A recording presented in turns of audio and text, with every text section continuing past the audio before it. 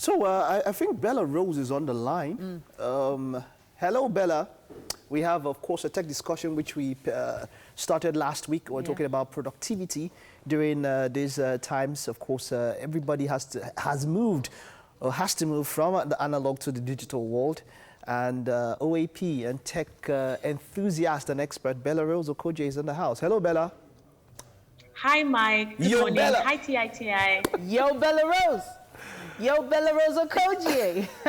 Good morning.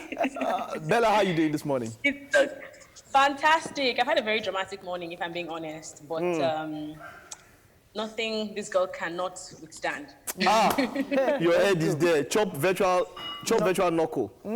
Chop virtual knuckle. Virtual one.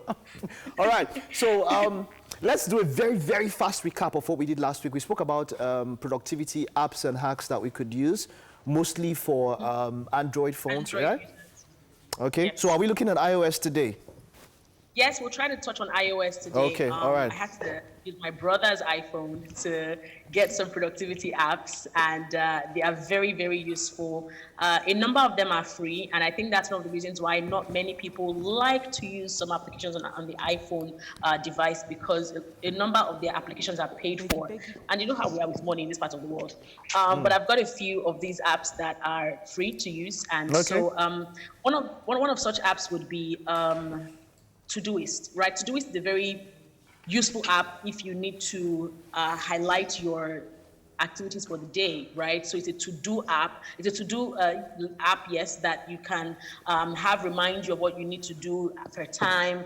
And it acts as a nagging PA, such that if you don't remember to do these things, it will keep reminding you over and over and over again until you actually check that you have done that thing before it then leaves your screen. But beyond just Todoist, there's another app.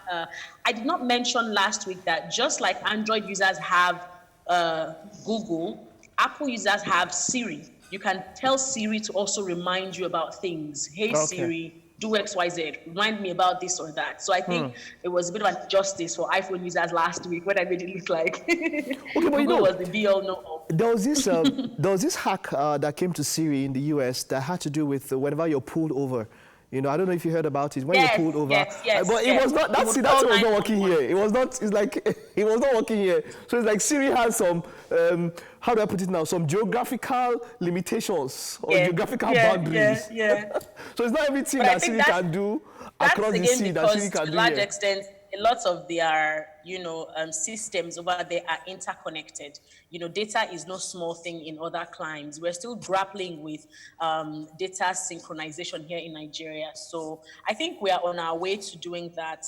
Just as an aside, the former DG of the Public Reforms Bureau of Public Service Reforms, Dr. Joe Abba, had talked about how the president added him to the committee of making Nigeria digital by 2025, giving every Nigerian a digital identity. So we hope that that would work. So 200 and something million of us hopefully should have an actual digital identity by 2025, so that things like this can work well for us. And that's why these apps are getting updated, because they are now using stuff like your geographical location, your history, and all of these things to have to create a profile of sorts for you, such that you don't have to do paperwork everywhere all the time. You know what I mean? All right. Okay, so yeah, there's that. There's also Spark. Spark is an application that is useful for people who work heavily on email, right?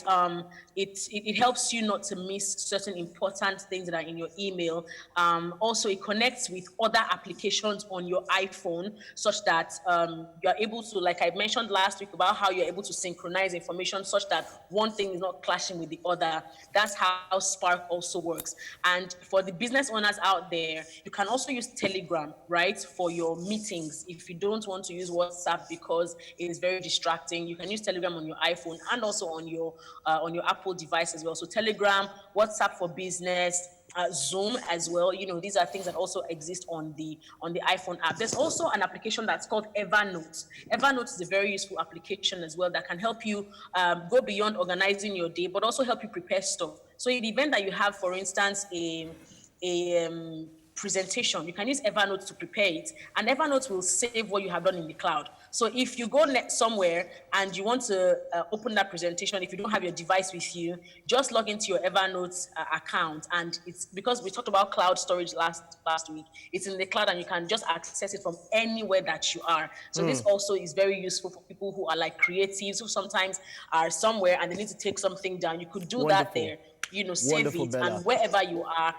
as long as you have internet, you're able to access that as Bella. well. All right, Bella, you know what? There's Bella? also Things 3. Okay, Bella. Things 3 is the last app. Okay, very fast. Let's go through that one. Okay. So Things 3 is very useful. It is clean. It's simple to use. It's capable of also putting all your tasks and organizing them for you. It's available for iPhone, iPad, and Mac. Though you have to pay for it separately, but it does a lot of reminding for you, and it helps to really organize your stuff.